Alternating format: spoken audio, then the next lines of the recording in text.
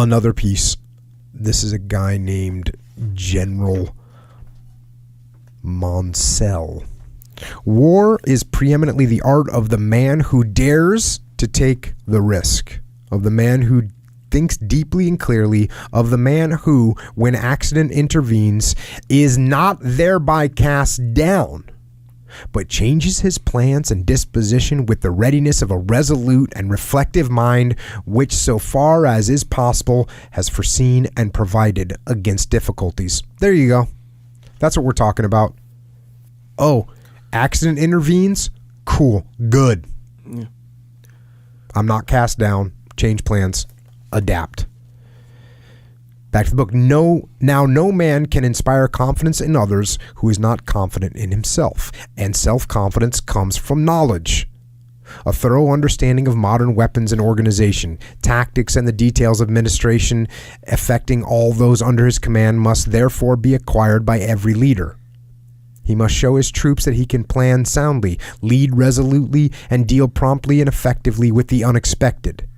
In addition, to gain full confidence of his troops, a leader must have their personal friendship and trust. I like that. Again, there was a SEAL officer that once was briefing guys and said, if your people like you, you're not doing a good job. Yeah. And not true.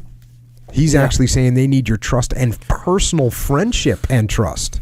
Yeah. Weren't you saying something like that you can't push that too far? Well, of course. Right. Yeah, you got to have balance. Dichotomy of leadership. You can't be such close friends that you're choosing, that you're putting one person as more important than the mission or the team. That's the dichotomy of leadership. Okay, now he puts together this list, which, we're feeling pretty good about this one. A short list to leadership given as follows. Perfect your military knowledge, study the use of weapons, their tactical handling, the enemy's character and methods, and way to make use of ground. So I don't care what job you're in, apply those, right? Know your tools. Mm-hmm. Know the enemy. Know your competitor. Next, study the men under your command, know them well, and be known to them. Gain their confidence by your knowledge, energy, and skill, and by your interest in their welfare. Always be cheerful with them, however you may feel. Teach yourself to think out reasoned appreciations, leading to clever but uncomplicated plans, quickly and unhurriedly. So there you go. Keep things simple. Know your people. I like it says, know your people, get them to know you too. Yeah. That's important. Next, study methods of deception and make full use of them. Always aim at misleading the enemy. Always seek surprise. Keep your object clearly before you. Concentrate your efforts and resources at the decisive point. Always think well ahead. Prioritize and execute. Work out the best methods of control in different tactical situations. Practice them constantly. Study the situation carefully. Don't waste any time. Make up your mind and stick to it. Get out your orders quickly. Make certain that everyone clearly knows what you intend to be done. Commander's intent. Maintain the initiative. Make opportunities and seize them at once. I like that. Make opportunities. Boy, do I like that. Don't wait for them to come. Be prepared to take risks, but don't be foolhardy. Know your commander's intention and act in accordance with it. Don't wait for orders. Inaction is always wrong. So there you go. This is just reiterating things that I talk about all the time. Never take counsel of your fears. Think of the enemy's difficulties and how you can take advantage of them. Remember that it is willpower that wins. Oh, he's going off. He's not talking about caring. He's talking about will. Which will goes a long way. Never relax your efforts until victory is won. Attend to the comfort of the troops before you think of your own. This is all just phenomenal stuff. Be loyal to your superiors and your subordinates. Express your views clearly and frankly, but when a decision has been reached, fully support it and stop all criticism. Never take shelter behind others when things for which you are responsible have gone wrong. Take some ownership. Oh, I like this one. Refrain from jealousy, resentment, and self-seeking. Be tactful. Never make friction. Be thoughtful and considerate, but maintain firm discipline. Think about how bad. Just think about the dichotomy of that. Be thoughtful and considerate, but maintain firm discipline. Never order troops to do what you are not prepared to do yourself. Never give an unnecessary order.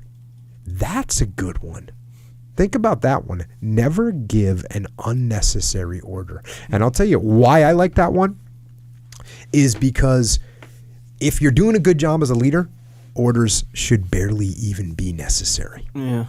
They should barely even be necessary. I talked about this with Leif the other day. I'm sure we could go back through, the history of Task Unit Bruiser. But as we were having a conversation, we were working with a company, I don't think I ever gave an order to either one of my two platoon commanders, either Leif or the Delta platoon commander. I don't think I ever said, this is what you're going to do. That's an order. Yeah. Like you see in the movies, That's right? what I was going to ask. Do they say that? Do they ever say that? Does anyone ever say that? That's an order? Yes, it can be said. Yeah. I'm trying to think. I'm sure it's been, I think it's been said to me before. No kidding. More like an not administrative situation. Actually, I don't know if anyone's ever said it to me before. Like, that's an order. I don't know if I'm trying to think of, there's been some situation where someone said to me like, hey, basically like you've pushed far enough, Jocko. Yeah. Stand down. Like I've gotten one of those before. Yeah, hey, we get it, Jocko. You care about this a lot. It's not happening. Stand down. I've gotten some. I especially got those when I was a little younger. Like when I was a young enlisted guy, I'd just be driving with an idea. I'd just be wanting to crush it, and people would be kind of saying, "Hey, well, no, we can't." And I'd be like, "No, why can't we? Why won't we do this? Yeah. We need to do this. This is the smart thing to do. You know it's the right thing to do." And I would just eventually get like the little, "Hey, stand down. We're not doing it." Okay. You know what I'm going to do? Become an officer. I won't have to listen to you anymore. So yeah, I think I've gotten a couple stand downs in my time. Stand down. That's an order. Because that's an order that when you think about, or anyway, when I think about it, it really does seem like a movie line. Yeah, and the thing is, that means that you have not done a good job as a leader. If I have to say that's an order, that means I haven't done as good job as a leader. That means you don't understand the mission, you don't understand the intent, you don't understand. I haven't conveyed it to you properly, and the only way I can get you to listen is by saying that's an order. Yeah, pulling rank. Yeah, pulling rank on you. That's not a good situation. Back to the book. Never overlook failure to carry one out. So that's never give an unnecessary order. Never overlook failure to carry one out.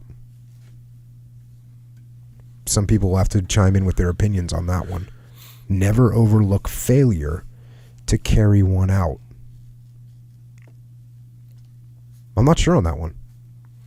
What does that mean to carry one out? That's what I'm saying. I don't it says never order troops to do what you're not prepared to do yourself. Never give an unnecessary order. Never overlook failure to carry one out. To carry out an order? Yeah, to carry one out. Never overlook failure to carry one out. I'm not sure what he means by that. Interesting. I'm sure some people will give us some opinions on that one. Yeah. On the Facebook when I release. Keep fit yourself and make certain that your men do too. Keep your own nerves under control and study your men's. Good. For like when you want to comment, if you're listening and you want to comment, you have an opinion on that one, put it on the Facebook post so it can follow the conversation as opposed to Twitter, which is 140 characters. You know what I mean? Oh, yeah. It's easier to see it on Facebook when there's a legit question or someone has some legit big feedback. Mm. If you put it on the thread for podcast number 81 when I post it, that's the place to put in there in the replies. Yeah. When I can like converse back on that subject without having to go through 17,000 tweets. Yeah, and then you go back and forth, and this guy replied to him, but not him. Yeah. So it's all laid out on Facebook. So it's a good place to have those little conversations. Twitter, we have different kinds of conversations. Sure. Last of all, remember that success in war depends more than anything else on the will to win. Cool. Again, now we got Monty saying morale is the most important. We got Jocko saying leadership is the most important. And you got Brigadier General Maunsell saying that the will to win is the most important. I'm not going to actually argue with either one of these guys. Yeah. These guys are all got all kinds of experience, but much more intense than mine.